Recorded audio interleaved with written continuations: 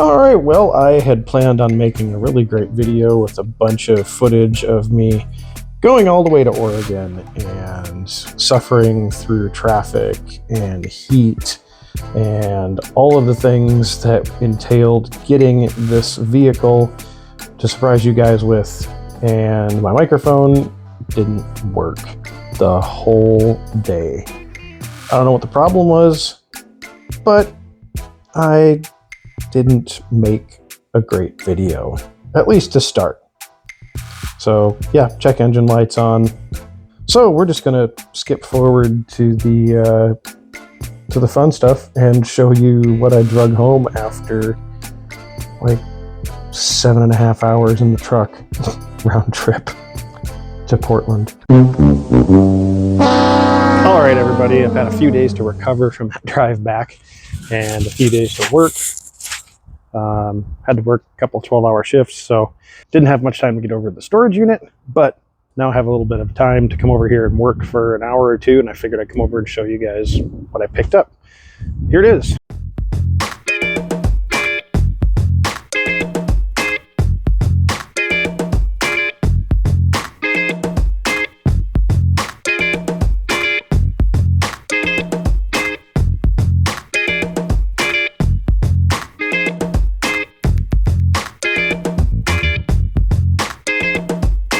All right, for those of you still largely unimpressed or absolutely dumbfounded as to what this is and why I have it, A, it's cool. B, I'll put it in Volkswagen terms so you can understand it. This is the swallowtail version of a Samurai. That is like the easiest way to describe it to someone who only knows Volkswagen stuff. Now, there's probably a lot of you out here that know that this is an LJ80 Suzuki Jimny. Like before the Samurai was here in the States and all that kind of stuff, this car came over here. And honestly, there's not a lot of them around. It was pretty cheap-ish for the most part. It does have some rust problems, don't get me wrong. It's a 1980. But just a cool little, and there's like a lot of things that, like, if you're familiar with the Samurai and you've seen the Samurais before, like there's some things that are a little bit different that I've noticed so far, like these little hood vents on the side here, the bulged hood, the hood vents in the front, and then like the corrugated panels like in the doors and the rear, like under the window, the side, rear quarters. The roof has this like aerodynamic feature to it, which we're going to fix later. And then the like the corrugated piece in the tailgate as well. And cool thing is, like, all the doors still work, have all the glass, pop out windows in the back here, which is like super cool. Came with seats. They're a little rough. What else do we have in here? Looks like two spark plug gauges. So if you need spark plug gauges, I have a couple. I think this is the original shift knob, so 4-speed with reverse. A lot of speakers. I don't know why. Fortunately, no animals came with the vehicle, which is good. It did have an ant problem, but that seems to be fixed. Got these like cool door handles. Like, so yeah, I've got a little bit of rust problems over here, but I have a plan for this. And then yeah, no drivetrain at all, but really simple interior. Don't have key for it either. Yeah, I don't know. I've been looking at I've been like thinking about Samurais for a while, and I was like, kind of want a Samurai. Well, get that out of here. But then you can see like the difference in the back here, where the tail lights and the reverse lights are actually in the body panel, as opposed to like a Samurai where they're in the bumper. It's got a little step here And then this door took a little bit of a hit, but I think we can straighten most of that out. And then, yeah, so it's definitely what you would consider a Spartan vehicle. I think this is supposed to go here. Yep, that looks like that goes there. Looks like I have a shift boot, which is good. And window cranks. Put that up there. Got wipers. I got the wiper. That's cool. The wiper blade, or the wiper arms are here. A visor. I don't know what these are for, but they're probably essential. But this thing has basically sat since about 2007, from what I can tell, with rocks in the glove box. That's probably like a vent or something like that. Yeah, good glass. Not such a great roof, but that, like, we can fix that. That's an easy fix. Yeah, mostly, quote, complete. This has got a good fender on this side. And then, of course, not much room for activities, unfortunately, in the engine bay. But I think I have a plan for this too. So why did I pick this thing up? Because it's cool. I kind of wanted something that was like different and a little bit weird, and like I was thinking about a K-truck, and then this isn't a K-truck, but it's like K-truck sized. It fits in a K-truck spot. Since this thing's been off the road since 2007, the first thing I was going to do, the whole reason I came over here today is because like, this is, you can tell this thing sat in the weeds, because there's weeds everywhere. But one of the things that I noticed was it still has gas in it. It seems like it has a lot of gas in it. And it also seems like that gas is making everything around it smell really bad. So I wanted to come over here and use the drain plug on the bottom of the fuel tank. So back when people had to maintain things, they used, oh, don't tell me they used a, oh my God. All right. They used a, they used a wrench I didn't bring with me. Apparently it's a 21, which I don't think I have a 21 in my bag, in my like little portable tool bag. But hopefully, okay, I think I got it loose. Might have to,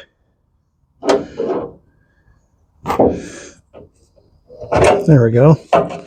So hopefully I can do this and just let all this gas drain out. It actually looks, let me get these roots out of the way here. Yeah, so I'm gonna have to, this is gonna take a little bit of time. This is this is straight out of the fuel tank in this LJ80. Like, it still has a nice fuel looking color to it. I probably won't put this in my daily in my RAV4, but I will definitely like add a half a gallon of it here and there to like my truck and just use this stuff up. That still looks like, it still looks and smells like gas, which is unbelievable. All right, I think we are very near the end of the fuel draining here. It's down to a trickle instead of a gush. And I've got 5, 6, 7, I got about 8 gallons of fuel out of this thing. Hardly any sediment in the pan at all. I think somebody filled up this fuel tank with the intent of preserving it, and it seems like it worked. Let me get this last tray of fuel out of here, and then I'll show you the pan. All right, so this is the pan after draining all 8 quarts of fuel into it. And like, I'd say that fuel tank is going to be usable. I'm not even going to question it. Like, judging by what didn't come out of the tank and how the fuel smelled, somebody stored that one right. It's too bad the rest of the thing didn't get stored right. Man. All right, so that is good news, at least for the fuel tank on this thing. The rest of it is honestly kind of bad news at this point. Yes, if you're new here, I'm an idiot, but please subscribe so you can see how much more dumb stuff I end up doing. And if you've been here a while, you know I'm an idiot. I'll continue to do dumb stuff. So anyway, that's the Jimny LJ80, whatever you want to call it, pre-Samurai, baby Samurai, I don't know. I don't know what you call it, but it's a cool little rig, and we are going to get it on the road and try to have some fun with it. The initial plan, I think, for now is to just get something in and underneath it so that I can roll it around, because right now it's on furniture dollies, which, although it works, it's not ideal. Get that stuff hooked up, like there's no steering, like everything is gone. But someone did a nice thing and put electrical loom all over stuff in here, which is helpful. I don't know. I guess they tried at one point. If everything goes to plan later this week, I have a plan. Along the way, we're going to learn more about this cool little Jeeplet thing and get it on the road, have some fun with it. Yeah, figure out what to do with it from there. All right, so one of the first things that we really need to do with this thing is get it cleaned up. It has been sitting in the woods for a long time, and quite frankly, it's pretty gross inside. It's mostly complete other than the complete lack of running gear.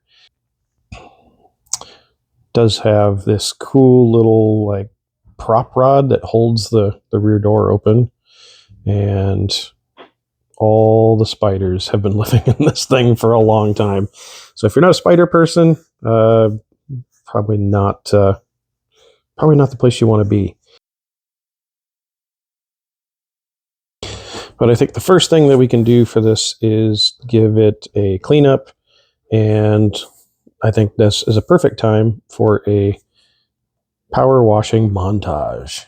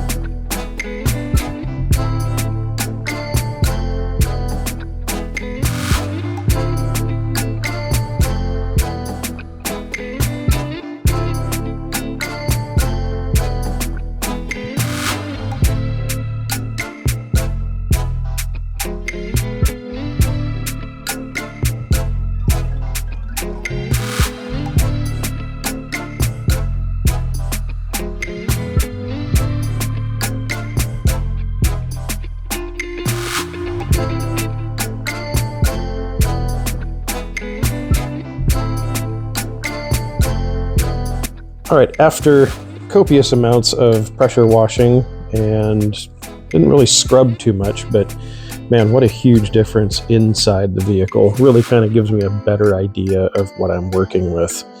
The rear of this thing is actually in pretty good condition. Not much, there's a little bit of rust on the seams. I think that's to be expected with anything from the 80s. Still have a giant dent in the roof. That's like a reflecting pool right now that doesn't have algae in it. I think the part you've all wanted to see was the dents coming out of the roof. I wish I had audio for this because it sounded hilarious.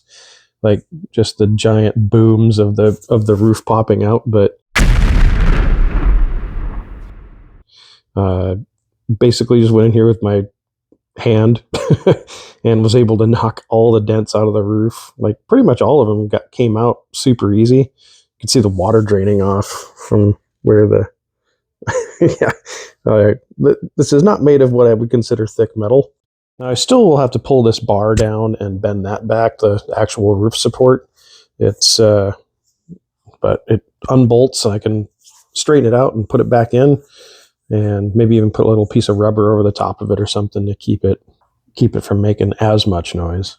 Overall, for something that's sat since the like mid 2000s in basically someone's backyard, it turned out pretty good actually. It was definitely an opportunity purchase, something I clearly didn't need, but I think with some cool parts in this thing, I think this will be a really cool, just like running around town rig, you know, just something fun to drive and something that people look at and appreciate because it's, you know, it's a survivor at this point. That's all for this time from Throttle Grotto. Until next time, get out there and work on something.